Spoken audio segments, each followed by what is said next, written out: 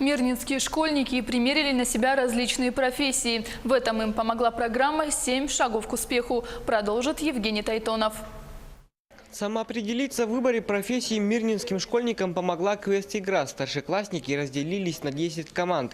Каждая из них представляла свою школу. Ребятам предстояло пройти игровой маршрут, который состоял из 10 станций. Каждая станция представлена профессией, реализуемой в нашей школе.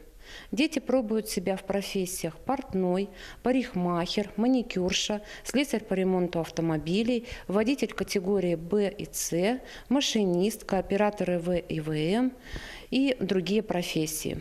На каждой станции участники квест-игры получали задания на время. Например, члены этой команды пробуют себя в роли фотографа, позируют, учатся постановке кадра, света, а также редактируют фото в программе Photoshop. А в другой команде учатся азам парикмахерского дела. Крутить локоны и плести косы приходится и парням.